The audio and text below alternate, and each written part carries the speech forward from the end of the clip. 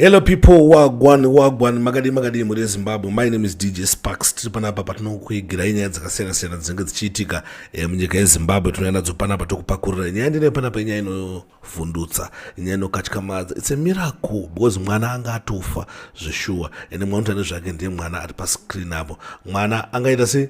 Mwana anga atofa but akanamatirwa akamuka. Sandire video racho boza tiri kutaura zvinhu zvisina umbowo, tinotaura zvinhu zvine umbowo hwazvo. Da kuti muone zvikuitika pavidhio, munyatsoone. Kana pana anozotaura wanokomenda zvavanoda kukomenda, anozokomenda asi after wanyatsotora time yako kuti uone this video, muone zvaiitika kuchechi. Kuchechi uku kunonzi kuborn of prayer ministry, zvaiitika kumufakosi, zvinhu zvatutaura nezvazvo. Ende zvinezvi kumufakosi uko angori nyaya iyoyi chete, ndonyaya iri kupisa izvozvo izvi kumufakosi. Gara kumufakosi anokwanza kuti ase kundipupurira kuti nyaya iri kupisa. Saka guys, satapedza nguva yakawanda, bozasati ndipedze time yakawanda, timuone video iyi then mundudzwa kuti mukuru unosei zvikuitika pavidhio iyi. Kana uchingochitiona kuYouTube, please usina kusubscribe, please gara wasubscribe YouTube channel yedu yakanzi DJ Sparks ZW. Kana uchingochitiona ku Facebook, please don't forget to follow us on Facebook DJ Sparks ZW. Wada kuzomaketa zvinhu zvavo, we are open for business, munongotibata anytime. In the mighty name of Jesus. In the mighty name of Jesus. In the mighty name of Jesus. In the mighty name of Jesus. In the mighty name of Jesus. In the mighty name of Jesus. In the mighty name of Jesus. In the mighty name of Jesus.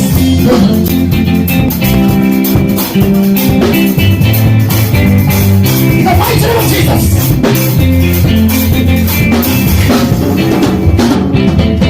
mighty name of Jesus. The mighty name of Jesus. The mighty name of Jesus. The mighty name of Jesus. The mighty name of Jesus. The mighty name of Jesus.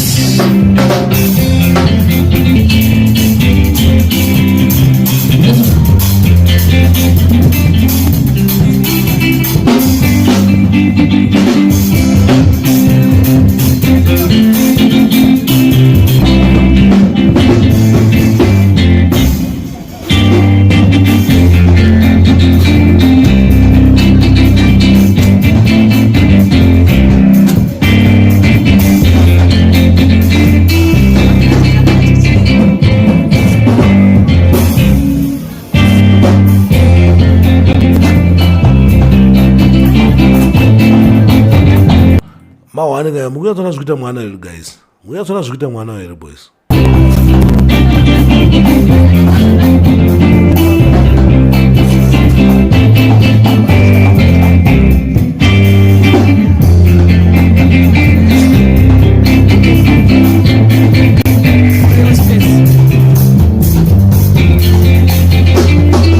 Watendera anongo wazomira manje wada kuona kuti papa wada kubotry kuita sei.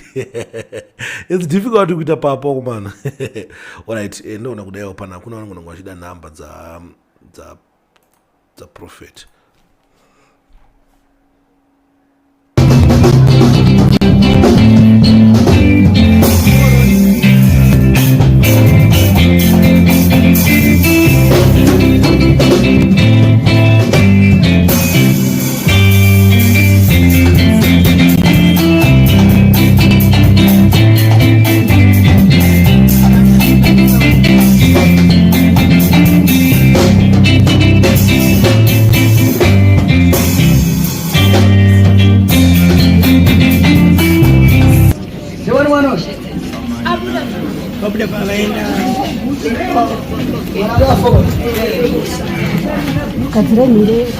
Abazanze mwana angafa.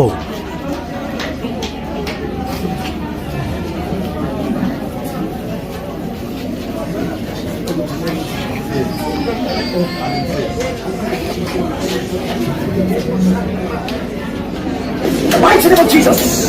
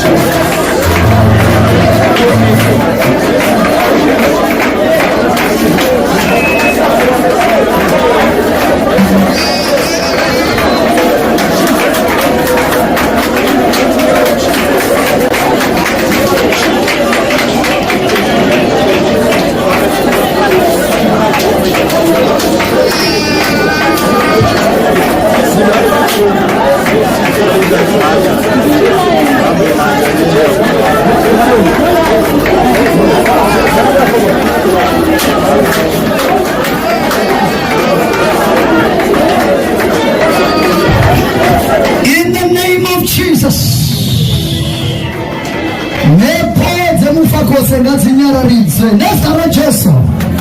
Go back to sender. Go back to sender. Go back to sender. Go back to sender. Go back to sender. Go back to sender. Go back to sender. Go back to sender. Hauna simba Satan. Hauna simba Satan.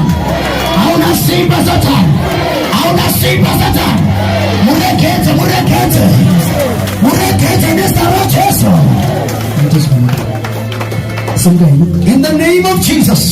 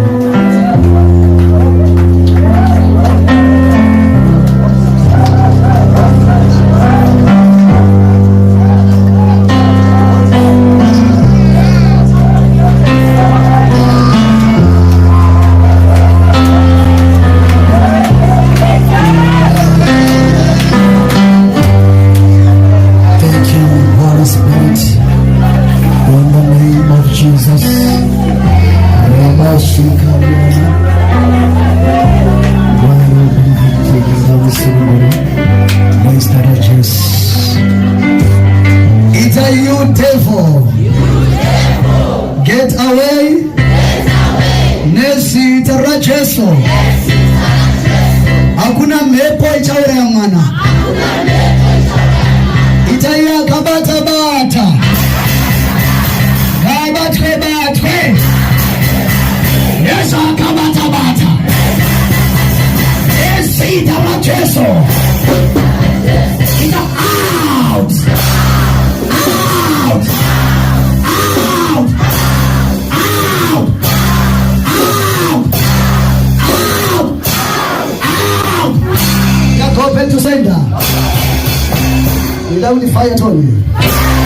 1, 2, 3, 4, 5, 6, 7.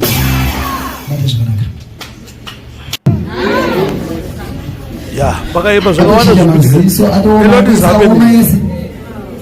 apfumbata maoko ese aoma ese kasikabhetenuriki. Thank you.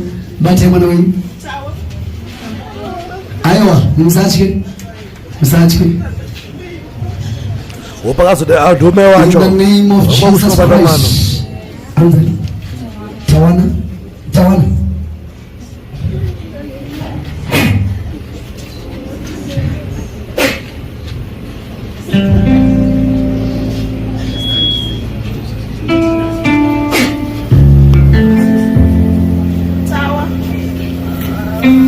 Tawana. Chipo. Tawa. Tawa. Tiwiwi.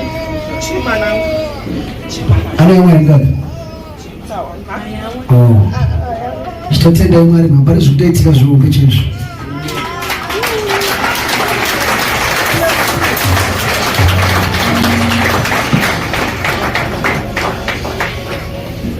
Thank you, Holy Spirit, in the mighty name of Jesus Christ.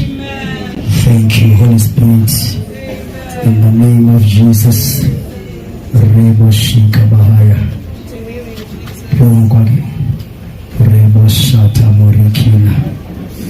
In the mighty name of Jesus.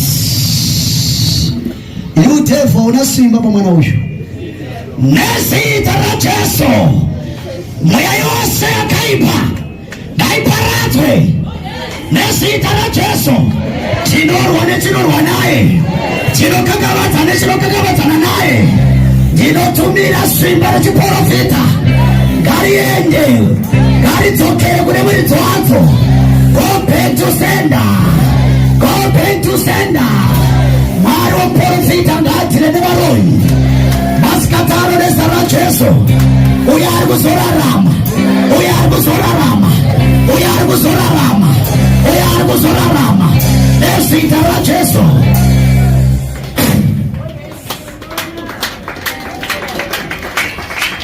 All right. Uyatodzoswa kupakula kafa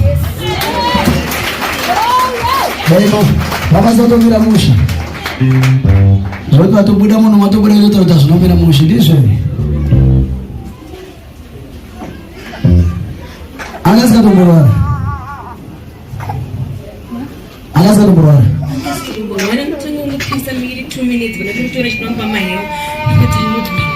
in the name of Jesus.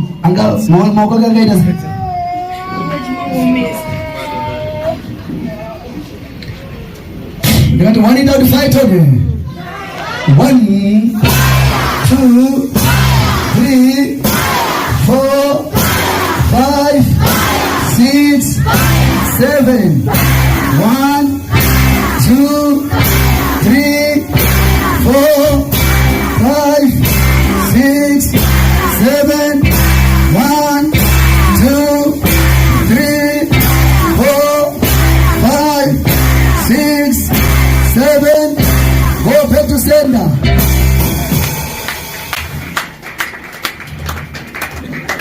Thank you, Holy Spirit. A lot is happening in Zimbabwe, guys.